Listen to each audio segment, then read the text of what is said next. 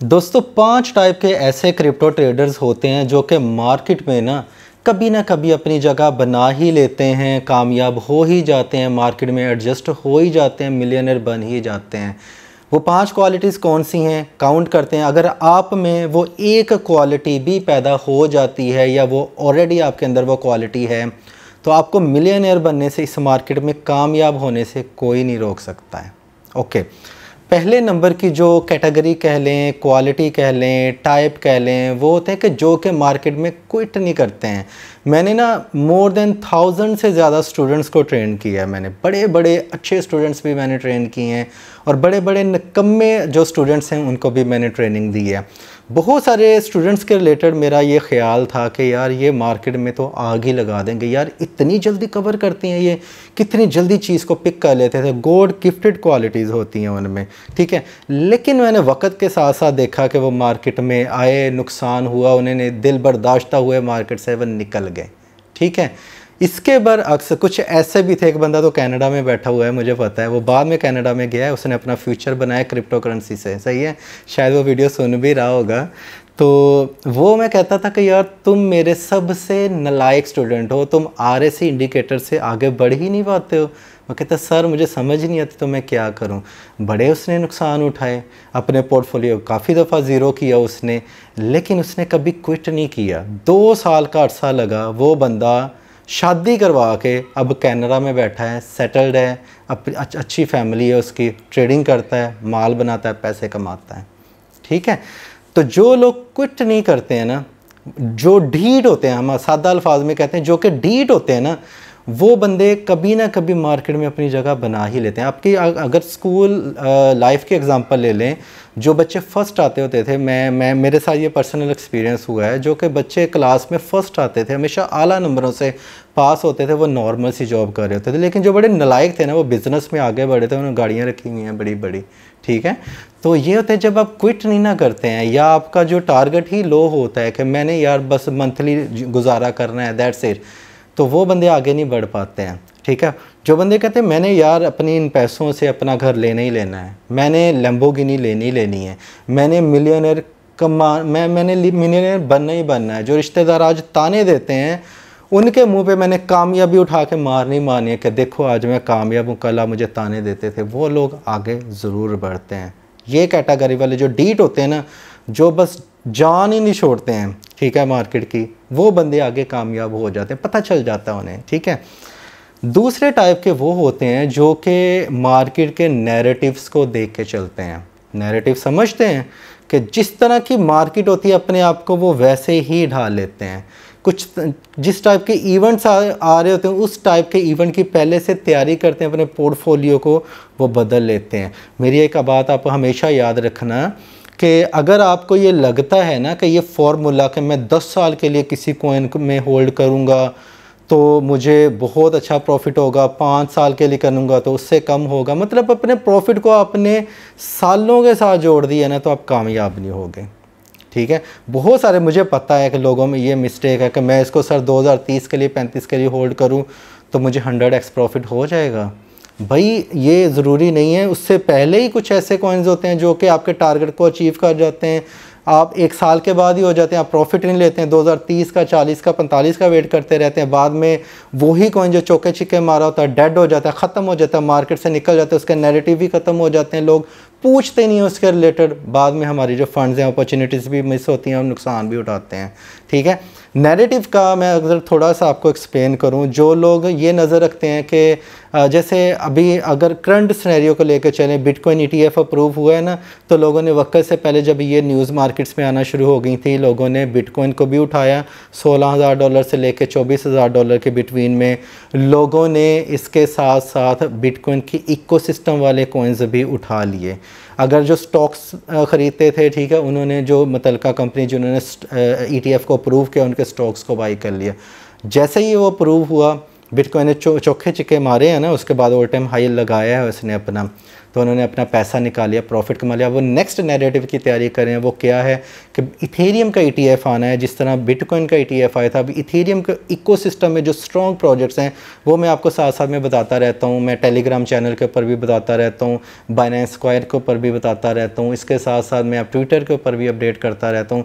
Link आप सबको इस वीडियो के डिस्क्रिप्शन बॉक्स में मिल जाएंगे। अगर आप टेलीग्राम ज्वाइन करते हैं तो वो आपको मार्केट की इंस्टेंट अपडेट्स भी वहाँ पे दी जाती हैं, फ्री में बाइंग एंड सेलिंग सिग्नल्स भी प्रोवाइड किए जाते हैं। तो लिंक डिस्क्रिप्शन बॉक्स में क्लिक करें और वहाँ पे पहुँच जाएँ। ओके, तो अब देखें वो इथेरियम को इकोसिस्टम वाले कॉइन्स जो हैं वो उठा रहे हैं, उनके अंदर कर रहे हैं, वो इन्वेस्टमेंट कर रहे हैं। जब जैसे अप्रूव होगा वो प्रॉफिट लेंगे, नेक्स्ट नैरेटिव की तरफ चले जाएंगे। जैसे चाइनीज़ न्यू ईयर आता है तो कहा यह जाता है कि चाइनीज़ कॉइन पंप होते हैं। चाइना में कोई अच्छी न्यूज़ आती है तो चाइनीज़ कॉइन पंप हो जाते हैं, है ना। अगर किसी कॉइन में वॉल्यूम आना शुरू हो जाता है, जैसे मीम टोकन में वॉल्यूम आना शुरू हो जाता है, वो मीम टोकन में चले जाते हैं। अपने आप को मार्केट के मुताबिक चेंज करते रहते हैं, नैरेटिव के मुताबिक हालत नाजरा को देखते हुए इसके अंदर चलते हैं, प्रॉफिट कमाते हैं, आगे बढ़ जाते हैं। वो लोग कामयाब होते हैं। आप क्या इस टाइप के ट्रेडर हो तो मुझे कमेंट बॉक्स में कमेंट करके बता सकते हैं। अब जैसे 3 मंथ पीछे चले जाएं, रियल वर्ल्ड एसेट के ऊपर मैंने आपको कॉइन्स बताए थे कि इनका ये नैरेटिव को देख के तो मैं बता रहा था कि इनके अंदर इन्वेस्टमेंट कर लें। RSR कॉइन 10x आपको प्रॉफिट दे के गया है कि नहीं गया है ना, आपको प्रॉफिट हुआ है उसमें से। और लिंक कॉइन $6 से उठ के $18 तक गया है कि नहीं गया है। बहुत ऐसे कॉइन्स हैं जो कि उठ के 5x 10x उन्होंने लगाए हैं, ठीक है। तो ये होते हैं जो लोग नैरेटिव की तरफ देखते हैं। तीसरे टाइप के वो ट्रेडर्स होते हैं जो कि खुद से रिसर्च करना जानते हैं, बेशक उन्हें रिसर्च करना आती है या नहीं आती है, ठीक है। अक्सर आपने यूट्यूबर्स के मुंह से ये सुना होगा ना कि आप खुद से रिसर्च करें, आप खुद से स्टडी करना सीखें। भाई कैसे करें जब नहीं आती है स्टडी करने, पता ही नहीं है कहाँ से स्टार्ट करें। A कहाँ से स्टार्ट होता है, B कहाँ से स्टार्ट होता है ट्रेडिंग की, C कहाँ से स्टार्ट होता है, ये कहाँ से करें स्टार्ट। लेकिन जो लोग रिसर्च में पढ़ जाते हैं ये उनको उनके सवाल का जवाब भी मिल ही जाता है। जैसे अगर कुछ लोग नैरेटिव की तरफ देख के चलते हैं ना, अब वो रिसर्च क्या करेंगे, वो टेक्निकल एनालिसिस, फंडामेंटल एनालिसिस, वो पीछे वाली बातें रह गई। उनकी तरफ मैं बात नहीं कर रहा हूँ, वो भी ज़रूरी है लेकिन उनके ऊपर मैं बात नहीं कर रहा हूँ। अब जो लोग हैं देखें, जो कहते हैं जी हमने नैरेटिव के साथ चलना है, मार्केट के साथ चलना है, न्यूज़ के साथ चलना है, वो क्या करेंगे, ठीक है। उनको कोई बताता है कि रियल वर्ल्ड एसेट के जो नैरेटिव वाले कॉइन्स हैं वो आप उठा लें, तो वो क्या जाके मार्केट में रिसर्च नहीं करेगा? क्या वो यूट्यूब पे जाके डिफरेंट यूट्यूबर्स की वीडियो नहीं देखेगा? क्या वो कॉइन मार्केट के ऊपर जाके कैटेगरीज पे क्लिक करके उस कैटेगरी में जो भी कॉइन्स आते हैं वो देखेगा नहीं? इसी को तो रिसर्च बोलते हैं। क्यों चीज़ों को कॉम्प्लिकेट किया हुआ है, ये देखो वो देखो वो देखो फलां देखो। जब उसको अपने मुतलका कॉइन्स मिल जाएंगे फिर उन कॉइन्स को वो 1 बाय 1 रिसर्च करेगा कि डिफरेंट लोगों की ओपिनियन उसके बारे में क्या। YouTube is the best platform for learning. आप वहाँ पे जाकर बहुत सारी चीज़ें देख सकते हो, डिफरेंट लोगों के व्यूज़ चेक कर सकते हैं, ठीक है।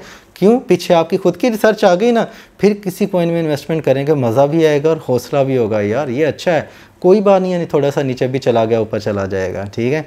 तो इसलिए जो आते हैं इसके अंदर वो थोड़ा सा अपने आप को इसमें बर्न भी करते हैं, अपनी एनर्जीज़ को। तो ये तीसरी टाइप के जो होते हैं वो रिसर्च करते हैं खुद से कॉइन्स की, ठीक है। चौथे टाइप का जो ट्रेडर्स होते हैं उनको पता है कि हमने लॉसेस को कट भी करना है। कुछ लोग ऐसे होते हैं कि बस कॉइन ले लिया है, 1 रुपया भी वो नुकसान बर्दाश्त करना नहीं चाहते हैं। हालांकि कट द लॉसेस का मतलब होता है कि शॉर्ट टर्म अगर आप ट्रेडर हो तो फिर आप वक्ती तौर पे मार्केट से निकल जाएं अगर आपका स्टॉप लॉस हिट हो गया, ठीक है। ऐसा नहीं कि ये खुद ही ऊपर चला जाएगा तो समटाइम वो जाएगा अगर कॉइन अच्छा होगा। लेकिन होगा क्या, अगर आपके फंड्स फंस जाते हैं, आपने लॉसेस को कट नहीं किया होता है, तो अदर अपॉर्चुनिटीज़ हाथ से निकल जाती हैं। इस कॉइन में शायद आपको 5 से 10 या 20-40% प्रॉफिट देना होता है, वो कुछ ऐसी न्यूज़ अचानक से आती है, उसमें आप इन्वेस्टमेंट करने से रह जाते हैं क्योंकि आपके हाथ में फ़ंड्स नहीं होते हैं। इस वीडियो के लास्ट में मैं आपको एक प्रो टिप भी देने वाला हूँ, उस टिप को देखिएगा, फॉलो कीजिएगा, मज़ा आएगा आपको ट्रेडिंग करने में। मिलियनेयर बनने से आपको कोई नहीं रोक सकता है।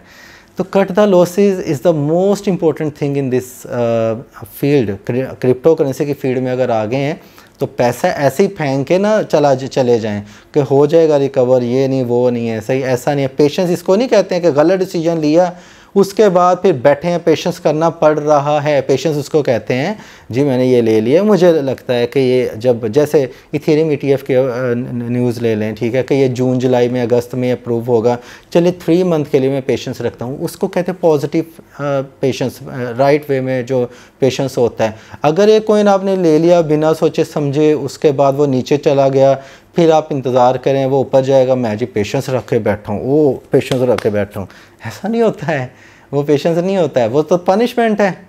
तो इसलिए लॉसेस को कट करना भी सीखें कि अगर हो गया ठीक है, कोई मसला नहीं है, किसी और कॉइन में कमा लेंगे, या वो कॉइन और ज़्यादा नीचे चला जाएगा। एक कॉइन है, उसका मैं नाम तो नहीं लूँगा, आपको पता होगा उस कॉइन के रिलेटेड। वो कॉइन को उठाया मैंने 62 सेंट पे, ठीक है, और उसके बाद वो कॉइन गया तकरीबन 78 सेंट पे रिसेंटली, और मैंने उसको सेल करके प्रॉफिट कमा लिया 77 सेंट पे। उसके बाद मैंने दोबारा उसको उठाना था 74 सेंट पे। मुझे लग रहा था मार्केट काफ़ी ज़्यादा बुलिश हो रही है, तो मैं उसके अंदर से प्रॉफिट निकालूंगा, ऊपर चला जाएगा। 74 सेंट उसका करंट सपोर्ट था, मैंने बाई किया। साथ में एक ट्रेड मेरी बड़ी थी, $5000 की थी, ठीक है, काफ़ी लोगों के लिए छोटी होगी, काफ़ी लोगों के लिए बड़ी होगी। मैं ज़रा सोच समझ की ट्रेड लेता हूँ। $5000 की मैंने ट्रेड ली थी, 72 सेंट पे वो आ गया, 74 पे मैंने बाई किया हुआ था, मैंने लॉस कट कर दिया। आज आप उसकी कीमत देखें जाके, आज उसकी कीमत है 68 सेंट।